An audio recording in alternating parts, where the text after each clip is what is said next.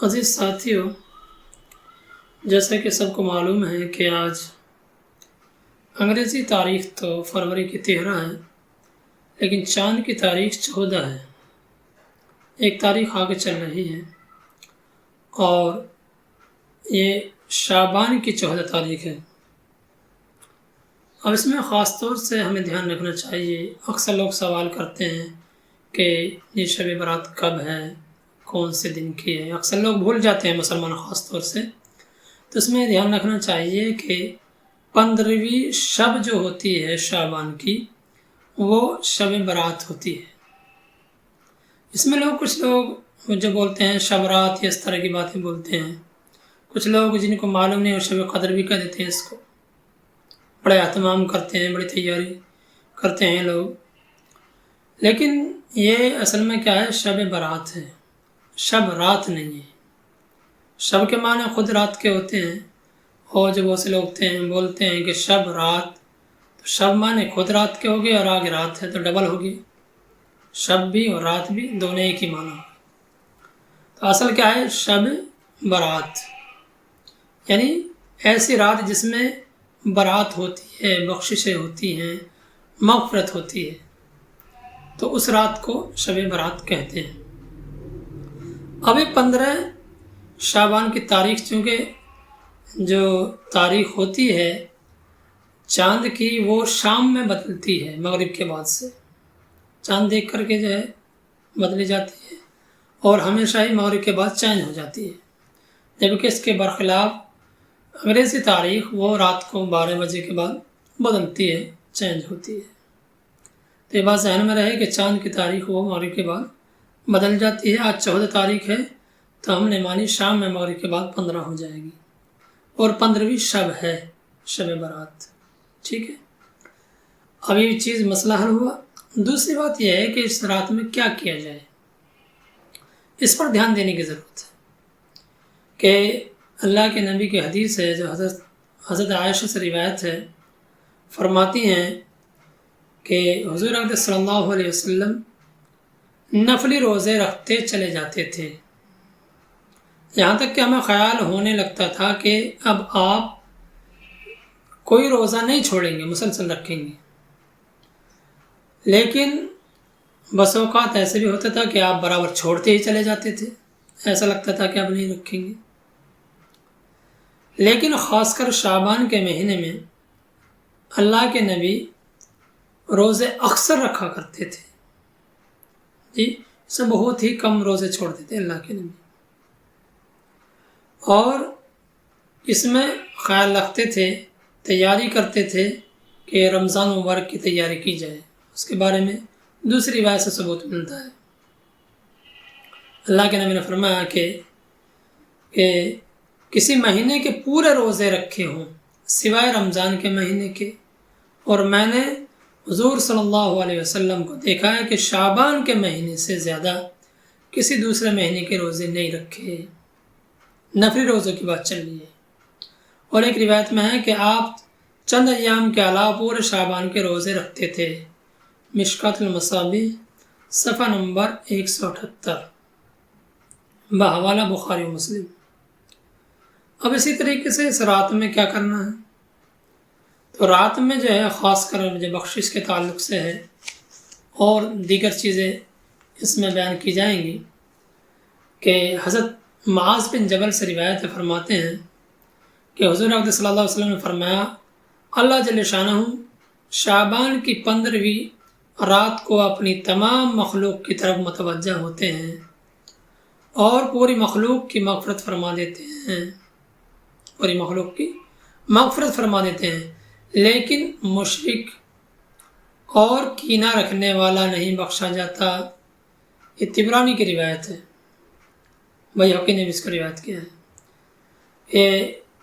اور بیہقی میں ہے کہ قطع رحمی کرنے والا اور تہبند یہ پاجامہ، ٹخنوں سے نیچے رکھنے والا، اور شراب کا عادی، یہ شرابی جس کو عادت پڑ گئی ہو وہ، اور کسی کو ناحق قتل کرنے والا بھی اس رات میں مغفرت نہیں ہوتی، ایسے لوگوں کی بھی۔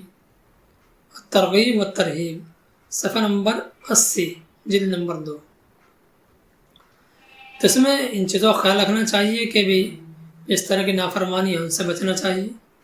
اور بہت سی روایت میں اس کے علاوہ اور بھی ہیں کہ جیسے والدین کا نافرمان ہے اس کی مغفرت نہیں ہوگی جی، اور کینہ رکھنے والا ہے، اور بہت سی الگ الگ روایتیں ہیں۔ تو اس رات میں حضرت عائشہ سے روایت ہے کہ اللہ کے نبی کی اس رات میں باری تھی حضرت عائشہ کے پاس میں، اور اللہ کے نبی رات میں اٹھ کے گئے جو جنت البقیع میں پہنچے۔ حضرت عائشہ کی جب آنکھ کھلی تو حضرت عائشہ پیچھے پیچھے پہنچی، تو شعبان کی 15ویں رات تھی، شعبان کی 15ویں رات تھی، اور اللہ کے نبی نے فرمایا ہے کہ اللہ تعالیٰ جو زمین والا آسمان ہے اس کی طرف متوجہ ہوتے ہیں خاص طور سے خصوصاً، اور اللہ کے نبی نے فرمایا کہ بنی کلب کی جو بکریاں ریوڑ ہیں ان کے بالوں کے برابر اللہ تعالیٰ لوگوں کی مغفرت فرماتے ہیں۔ مشکات المصابیح صفحہ نمبر 115 بحوالہ ترمذی اور ابن ماجہ۔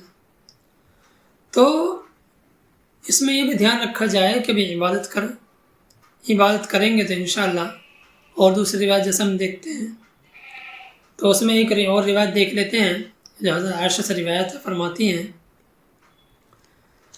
کہ رسول اللہ صلی اللہ علیہ وسلم نے مجھ سے فرمایا تم جانتے ہو اس رات میں یعنی ماہ شعبان کی 15ویں شب میں کیا ہوتا ہے؟ عرض کیا اللہ کے رسول ارشاد فرمائیے کیا ہوتا ہے؟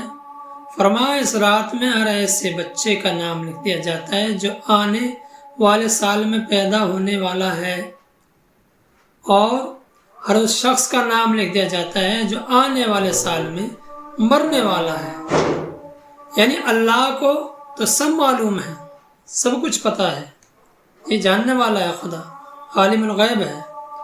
البتہ کیا ہوتا ہے کہ انتظام میں لگنے والے فرشتوں کو اس رات میں ان لوگوں کی فہرست دے دی جاتی ہے، اور اس رات میں نیک اعمال اوپر اٹھائے جاتے ہیں، نیک اعمال اوپر اٹھائے جاتے ہیں، یعنی درجہ مقبولیت میں لے لیے جاتے ہیں، اور اس رات میں لوگوں کے ارزاق نازل ہوتے ہیں، یعنی لوگوں کے لیے رزق نازل ہوتے ہیں، اللہ تعالیٰ ان کو اتارتا ہے۔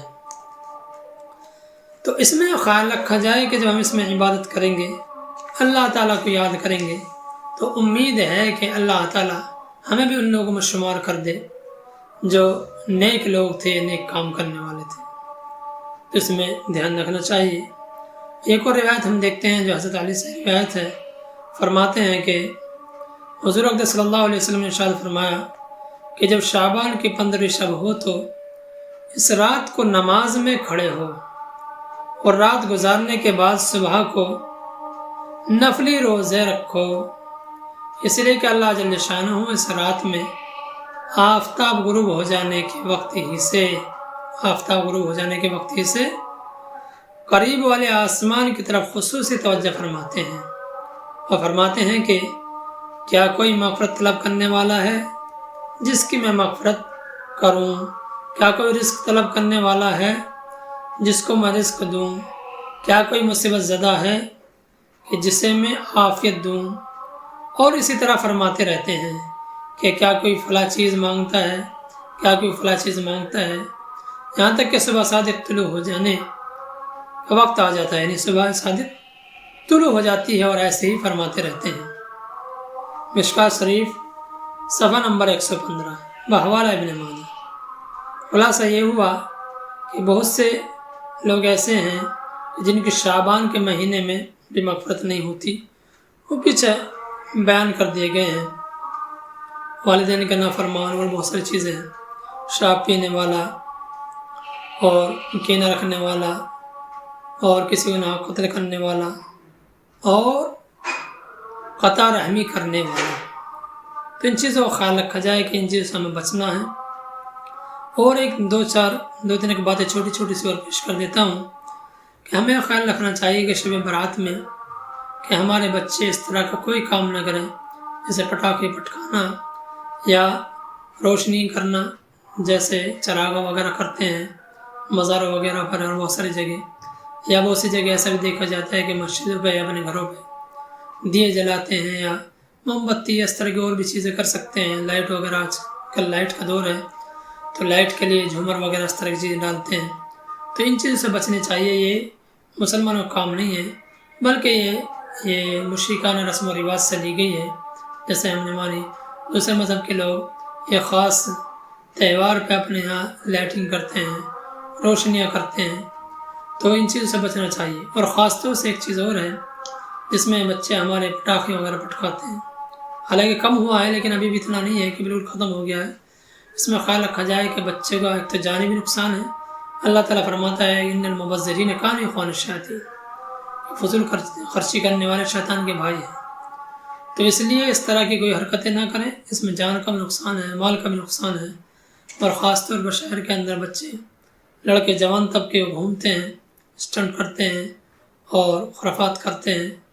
تو سبھی ماں باپ سے درخواست ہے کہ وہ ان بچوں کا دھیان رکھیں، خیال رکھیں اور کہیں اس طرح کی چیزیں نہ کرنے دیں، ایسی جگہ نہ جانے دیں کہ بائک کو بھی جگہ جگہ جاگیں، ہڑدنگ مچائیں، اس طرح کی حرکت کریں. راتوں کو جہاں تک ہو سکے سکون کے ساتھ میں عبادت کریں. عبادت کے مختلف انداز ہو سکتے ہیں. قرآن پڑھیں اور جو ہے تسبیحات پڑھیں، نوافل پڑھیں اور پھر سحری کھائیں اور صبح میں روزہ رکھیں. اللہ تعالیٰ مجھے بھی اور آپ کو ان باتوں پر عمل کرنے کی توفیق عطا فرمائے. اور خاص کر ایک چیز کے لاسٹ میں اور بتا دیتا ہوں، بہت سی چیزیں ہوتی ہیں کہ بریانی بانٹنا، اس طرح کی بہت ساری چیزیں، حلوہ بانٹنا یا اور بہت ساری چیزیں ہو سکتی ہیں، جلیبی وغیرہ، یہ ضروری سمجھ کے ان کا استعمال کرنا یا کھانا یہ بہتر نہیں ہے. بچنا چاہیے ان سے. اور روزے کے لیے بناتے ہیں آپ، کوئی مسئلہ نہیں ہے. کسی نیت سے دے دے کے بھی وہ دوسرے کے روزے افطار کر لیں گے، غریب آدمی ہے، کسی کو فائدہ پہنچ جائے تو وہ الگ چیز ہے. لیکن یہ نیت نہ ہو کہ آج ہی ضروری ہے، آگے پیچھے کبھی بھی کر سکتے ہیں. اللہ مجھے اور آپ کو عمل کی توفیق عطا فرمائے.